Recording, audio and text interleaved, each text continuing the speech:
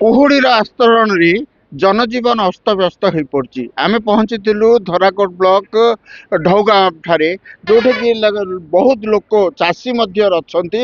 ହାତରେ ଚା କପଟିଏ ଧରି ଆଲୋଚନା କରୁଥିଲେ, ନିଜର ଦୁଃଖ କଥା ଆଲୋଚନା କରୁଥିଲେ। ଏ କୁହୁଡିରେ ଏ ଶୀତରେ ତାକେ କେତେ ପ୍ରଭାବିତ ହେଇଛନ୍ତି, ବିଶେଷ କରି ତାଙ୍କର ଫସଲ କୁହାଯାଉ ପନିପରିବା କଥା କୁହାଯାଉ, ସବୁ କ୍ଷତିଗ୍ରସ୍ତ ହେଇସାରିଲାଣି। ତ କଣ କହିବା ଆଜ୍ଞା, ଆପଣ ଯୋଉ ଆଜି କୁହୁଡି ବିଷୟରେ ଆଲୋଚନା କରୁଛନ୍ତି, କେତେ ଦିନ ହେଲା ଏ କୁହୁଡି ପଡିଲାଣି? ଆଜ୍ଞା ପ୍ରାୟ 15-20 ଦିନ ହେଲା କୁହୁଡି ପଡୁଛି, ମୁହଁକୁ ମୁହଁ ଦୁଶୁନି, ରାସ୍ତାଘାଟରେ ଯାଇ ହଉନି, ଗାଡି ଶିକାର ହଉଛନ୍ତି। ଆଉ ରବି ଫସଲ ମଧ୍ୟ ସବୁ ଜଉ ରୋଗ ହେଇଗଲାଣି। ବିନ୍ସ, କୋବି, ବାଇଗଣ, ଟମାଟୋ ସବୁ ଜଉ ରୋଗ ହେଇକିରି ସବୁ ଜଉ ଧରିଦେଲାଣି ସବୁ କୁହୁଡି ଜୋଷ କାଥରୁ। ଆଉ କଣ କହୁ, କ୍ଷତି ତ ଆମେ ଚାଷୀ କୂଳ କ୍ଷତି ବହନ କରିବା ବାଧ୍ୟ ହଉଛୁ। ନିହାତି ଭାବେ ଚାଷୀ କୁହୁଡିରେ ଚାଷୀ ବହୁତ କ୍ଷତିଗ୍ରସ୍ତ ହେଇଛି। ବିଶେଷ ଭାବେ ପନିପରିବା ଯୋଉମାନେ ଚାଷୀ ଅଛନ୍ତି ସେମାନେ ବହୁତ କ୍ଷତିଗ୍ରସ୍ତ ହେଇଛନ୍ତି। ଦେଖନ୍ତୁ ବାପା, କେତେ ଦିନ ହେଲା ତ ପଡିଲାଣି କୁହୁଡି, ଏବେ ଆପଣ କ୍ଷତି ହେଇସାରିଲାଣି। ତବେ କଣ ବିକଳ୍ପ ବ୍ୟବସ୍ଥା କରୁଛନ୍ତି କୁହୁଡି ପାଇଁ? କୁହୁଡି କ୍ଷତିଗ୍ରସ୍ତ ସବୁ ହେଲାଣି। ଗଭର୍ଣ୍ଣମେଣ୍ଟ ଯାହା ଚାହିଁବେ ତାହା କରିବେ। ଆଉ ତା ଇଏ କରି ସାହାଯ୍ୟ କରିବେ କଣ କୁହୁଡି କହିଲେ, କେମିତି ସବୁ କେତେ ସମୟ ପର୍ଯ୍ୟନ୍ତ ରହୁଛି? 12ଟା ପର୍ଯ୍ୟନ୍ତ କୁହୁଡି ଯୋଗୁ ଥଣ୍ଡା ଜୋର, ଆଉ କିଏ କୁଆଡେ ଯାଇପାରୁନାହାନ୍ତି।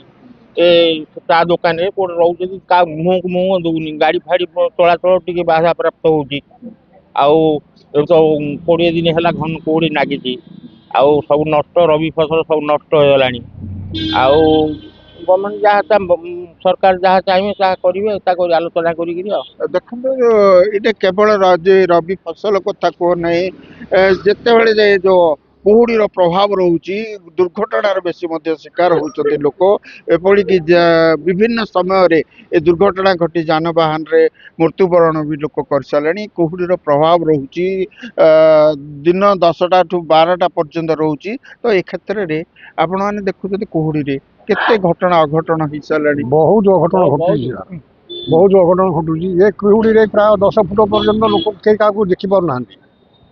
ଆଉ ପନିପରିବା, ଏ ଯୋଉ ଫସଲ ଯାହା ଅଛି ତ ସବୁ ନଷ୍ଟ ହେଇଗଲାଣି, ଆଉ କିଛି ନାହିଁ।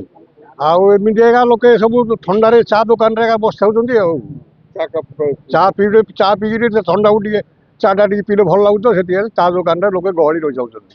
ଏ ଥଣ୍ଡା ପିଉଛନ୍ତି, ଏ ଥଣ୍ଡାରେ ଇଏ ଚା ପିଉଛନ୍ତି, ଆଉ ନିଜର ଗପ ବି ମଜା ହଉଛି, ମଜା ମଜଲିସ ବି ହଉଛି।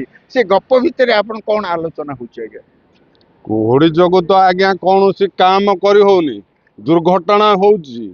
ତଥାପି ରବି ଫସଲ ସବୁ ଜିନିଷ ପ୍ରତି ଏତା ବାଳମୂଳିଆ ଆଉ ଜୀବାଣୁ ଏସବୁ ନଷ୍ଟ, ଜଉ ରୋଗ ଏସବୁ ନଷ୍ଟ କରିକି କ୍ଷତିପୂର୍ଣ୍ଣ ବହୁତ ଗୁଡେ ଦଶାର ଇଏ ହେଇକି କ୍ଷତିପୂର୍ଣ୍ଣ ହଉଛି। ଆଉ ସରକାର କେବଳ ଯେ ଯାତାୟାତରେ ବାଧା ପ୍ରାପ୍ତ କରୁନି, ଦୁର୍ଘଟଣା ଘଟୁଛି, କ୍ଷତି ହଉଛି, ଚାଷ ବାସରେ ମଧ୍ୟ ବ୍ୟାଘାତ ହଉଛି ଏ କୁହୁଡି। ଆଶା କରାଯାଉଛି କୁହୁଡି ହଟିବ, ଚାଷୀଙ୍କର ମନରେ ହସ ଓ ଉଲ୍ଲାସ ଖେଳିବ। ଢୌଗାଁରୁ ମନୋଜ ମନି, OTV।